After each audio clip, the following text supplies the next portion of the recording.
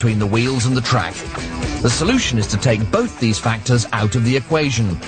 It sounds like science fiction, but trains that do just that really exist. And they're called Maglev, which stands for magnetically levitating trains. There are no overhead power cables because the power source is built into the track. There's no friction from the wheels because, well, there aren't any wheels. The train is designed to float 10 millimeters above the track, so the only resistance it has is air resistance, which makes this train fast. Very fast. Here at the Transrapid test track in northern Germany, they're testing a technology that they hope has the potential to take over where the TGV meets its limits, with enough speed, not just for intercity, but for intercontinental travel. But like so many record-breaking trains of the past, not one, but two rival operations have been battling it out to turn this technology into the world's fastest passenger service. The German Transrapid system and the Japanese JR Maglev. Maglev trains are all about magnets, and magnets have two poles, north and south. And when the facing poles of each magnet are the same, like in this instance north, north, they repel. Like so. The Japanese JR Maglev system uses this force to lift their trains. Magnets on the train face magnets with similar poles on the track, and the train rests on the repulsive force as if it's sitting on an invisible cushion, like so. Japanese maglev trains have reached speeds in excess of 580 kilometers an hour using this system, but the technology is still confined to the test track. They've never managed to turn it into a commercially viable passenger train. While the Japanese system uses the repulsive force of magnets, the German system makes use of attraction. But it's no use having the train sticking to the tracks. The trick to hovering is to use electromagnets. Now, an electromagnet is just a piece of metal with wire coiled round it, like so. And when you put some current through that wire, like this, it's attracted like so. When you switch that current off, it drops. Attract, drop, and so on.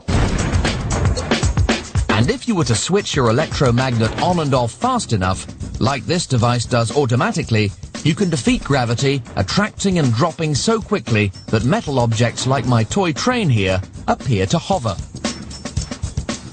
Incredible. I don't know about you, but I think that's pretty damn amazing. And that's magic. The Transrapid has massive electromagnets in here that sit under the track. And when the power is switched on, power on, bitte. The magnets are attracted to the track, and now the train, the whole train, is floating in midair 10 millimeters above the track with magnets at the side here to keep it steady. A completely separate system of magnets built into the test track create a moving magnetic field that pushes the train along with it, just like a surfer riding an invisible magnetic wave.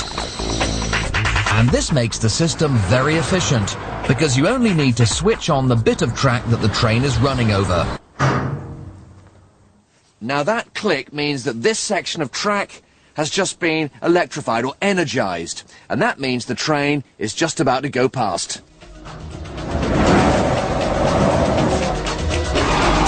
And it's just as impressive from inside the train. We're now approaching the fastest part of the track. Let's go and take a look and see what speed we're actually doing. If I go up here and just check the driver's screen, and we're doing over 300 kilometers per hour. We're still increasing speed now. It's probably about 325, 330. That's already faster than the TGV, and we're still picking up speed. Very exciting, it really is. If we look out the front, we can see that we really are moving. The sensation of speed is phenomenal. Look at that. We're now approaching the top speed, 390, 400. We are at 400 kilometers an hour. At At that speed, you could go right across Europe from Paris to Moscow in just 6 hours. On October the 11th, 2003, the Germans got one up on the Japanese when a 30-kilometer track between the city of Shanghai and its airport opened its doors to the public. Using the German Transrapid technology, this billion-euro project became the world's fastest passenger train, regularly topping 430 kilometers an hour.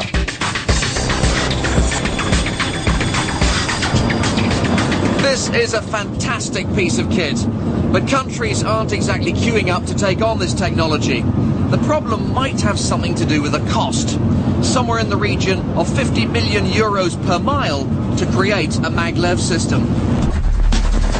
Unlike City of Truro and the TGV, it seems that for Maglev, simply being the fastest isn't going to be enough. Maglev is going to have to get an awful lot faster.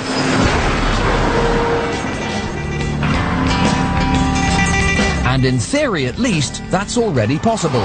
By building vacuum tubes for Maglev trains to run in, speeds in excess of 3,500 kilometers an hour would be possible, making the trip from London to Tokyo a jaw-dropping 3.5 hours.